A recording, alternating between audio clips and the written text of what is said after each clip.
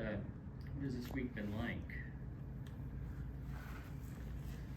We had practice, gave them a little bit more time yesterday, but most of the guys were in shooting anyway. So just get ready for the next one. We've done this before. Last year we couldn't go to Ohio State. The year before we had Nebraska. They got hit with COVID, so no big deal. How's Patrick doing? He's doing a lot better. Good. Yeah, he's doing a lot better. He practiced the other day. Looked good. He'll practice today. See if he's ready to go. Is he getting anxious to kind of get back on I the think court he now? is. I think he's getting anxious to get back on the floor. The first step was obviously to get back from practice. And see where he was physically in terms of his conditioning. He was pretty good, so that was good to see. Fran, this Ohio State team's lost 5 straight, but they have scores, they have a lot of physicality. I mean, what sort of stands out about this Ohio State squad? They're a really impressive team. I mean, you think about it, they're sitting there at 10-3, lost at Duke and in overtime to Carolina and to a ranked San Diego State team, and then they lost 5 games by a total of 19 points. Tough call against Minnesota. So you're right. I mean, they got a lot of different weapons. Zed was hurt for a minute there, and it was a little minutes restriction, but he's back. He's one of the better big guys in our league. Sensabaugh is, probably one of the best freshmen in the country. They get really good play out of the point guard position. McNeil's been a big time acquisition. Sewing's back. He's a terrific player. Didn't play last year because he was hurt. And they got some grad transfers that are really effective. So it's an old team with a couple of young guys that are really playing well. So is what's happening to them just an example of how tough this league is and what can happen? Yeah, I mean, we could be undefeated or we could have 5 losses. I mean, we overtime win and overtime loss. They could go either way. I mean, every team is in the same boat. I mean, a lot of these games are going to come down to 2 or 3 possessions because everybody's really good. And you hope to be on the winning side of those close games, but every team's got veterans. Every team has scorers, as you pointed out. And you got to take care of the ball, I think, and most importantly, and then you have to rebound. It gives you a chance. Sometimes you have nights where you can't make a shot. You're gonna lose those. We couldn't make a shot against Nebraska. Give them credit for that, but shot the ball very poorly. It's gonna be hard to win. Chris is on pace to be your third different player who's averaged 20 in a season. And there aren't that many guys who average 20 in a season. What has separated these 3 guys from the pack?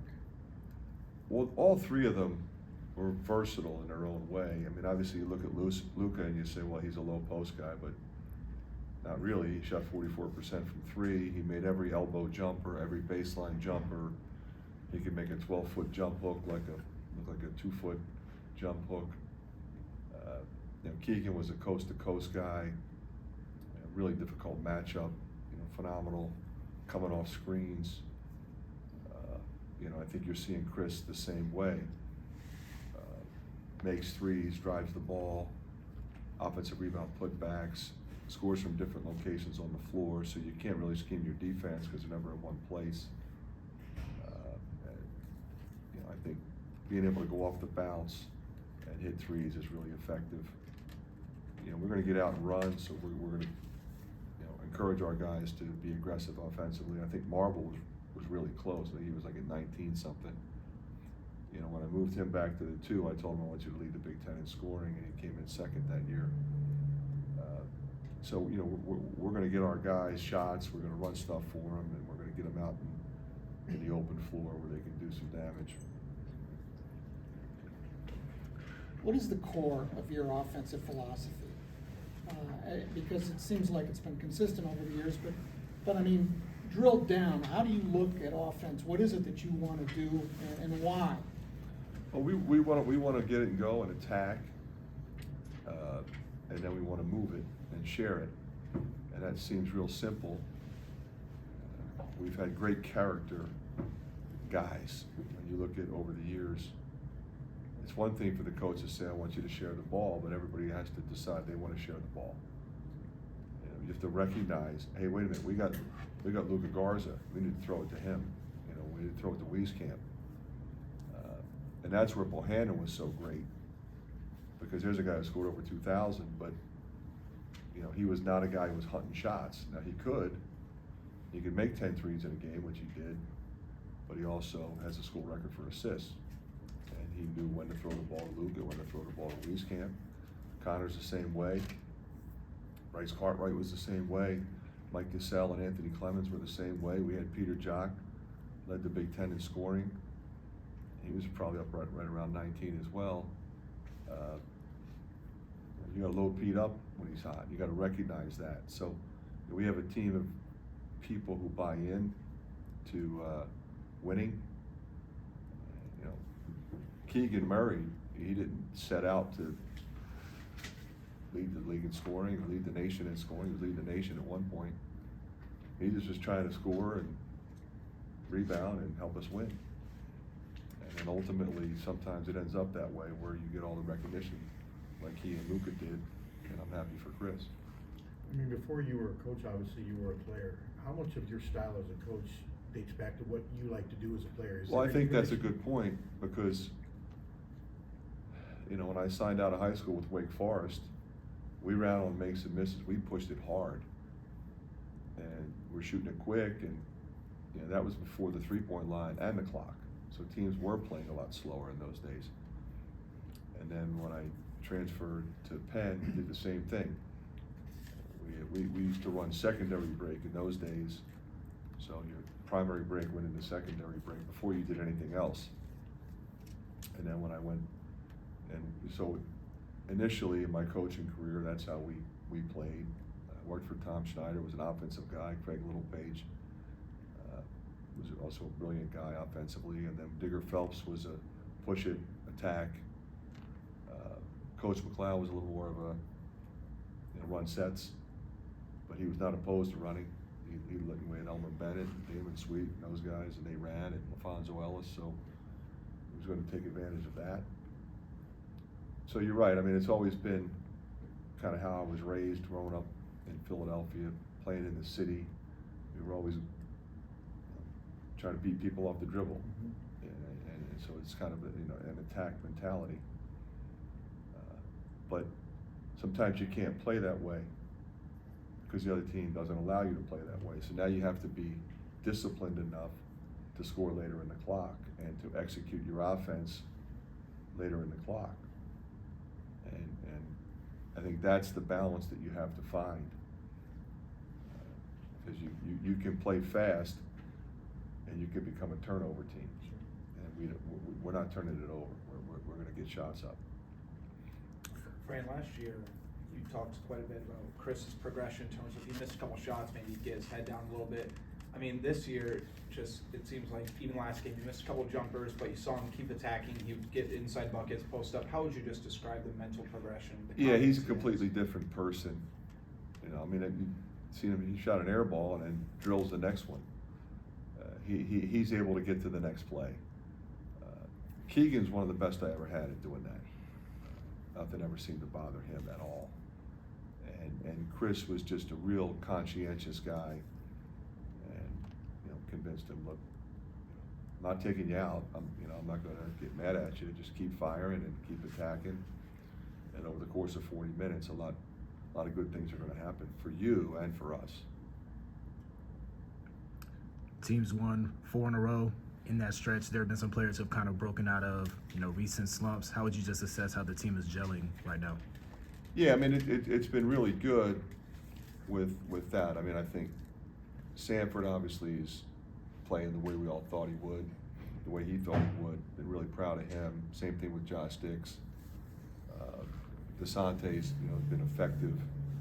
We've got minutes out of Riley Mulvey, and I'm still comfortable with Carter if I have to play another guy, Carter Kingsbury. It'd be nice to get Josh Ogundele back. I think he's getting closer, but he's not there yet.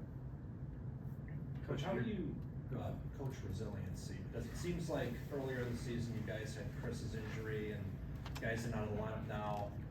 You guys play well in the second half of games. I mean, how do you coach resilience? Well, I think you encourage individuals to be confident, so that when your opportunity presents itself, not that anybody's hoping somebody gets hurt, but that's what happens through the course of a season. You typically never start the season, everybody plays every minute, so somebody's going to have a role that changes. Look at Connor's minutes, and then Chris's minutes when he came back. Same thing with Phillip. Those guys are heavy minutes guys. But if they're not there, somebody has to step in. And luckily we have some versatility. We don't have a lot of depth in the front court. When Patrick comes back, that will obviously help. I think when Josh comes back, that will help. We're trying to develop it with Riley. But we encourage our guys to make plays. And if you do that, and you're out there thinking for yourself and not thinking for what the coach wants, your tendency will be to be able to get to the next play if you make a mistake. If you make a mistake, you miss a shot, we don't expect you to be perfect. Run back and play defense. Don't hang your head and mope and complain to the official. You just run back and play defense. And our guys have bought into that philosophy, and I think it's really helped them. Coach, did your team do anything special for the documentary yesterday? Or maybe what did you think of it if you saw it? I think pretty much everybody watched it. I certainly did.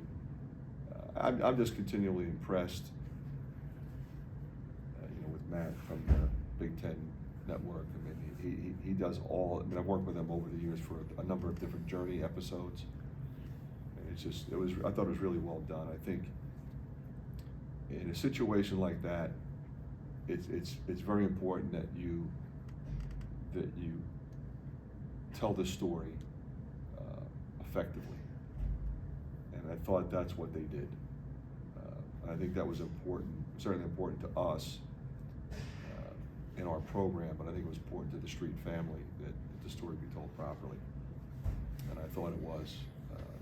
I'm not surprised. I mean, everything that I've done with those guys has been incredibly professional, incredibly well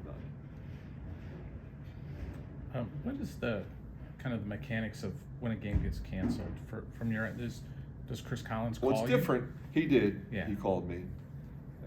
Chris is, Chris is. I consider him a friend. I've known him a long time. I'm very close with his dad. Chris is not. He's not trying to pull anything. No. He's like, hey, I'm down to 6 guys. I can't do it. And then it goes to the league, and then the league. I thought the league did a really good job. I think Brad Taylor stepped in. He's new. This is his first year, and these are not easy solutions as you get later on in the season. There's just not many dates left, and it's, I only have a 1-day prep, and you have a 2-day prep, and everybody's trying to angle. You got to figure out where you can play the game. Yeah. And I think we came up with something good, because I think their next game is canceled too, right? Yeah. So that's really going to make it complicated. But the league is really professional with how they talk to everybody, and they're going to do everything they can to make it as fair and equitable as possible. Somebody might have an advantage, shorter prep, longer prep, whatever. But I just pretty much moved on to Ohio State, and Marcus Wilson and Gary Barta were involved in those discussions, and came out fine. Fran, a lot of people describe your team as undersized, but you're second in the Big Ten in offensive rebounding among the top. I mean, how have you really seen your guys buy into rebounding offensively and defensively? It just seems like you're farther along. Well, I think Phillip's been really good in that. You look at his numbers, and Chris, they're both very good at it. And then we have, Peyton, and, it's really individuals. I wouldn't say that it's any particular drill that I've come up with that's particularly ingenious.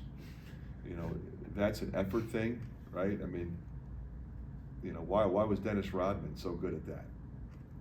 He was 6'8", so was everybody else in the NBA, but he was special, and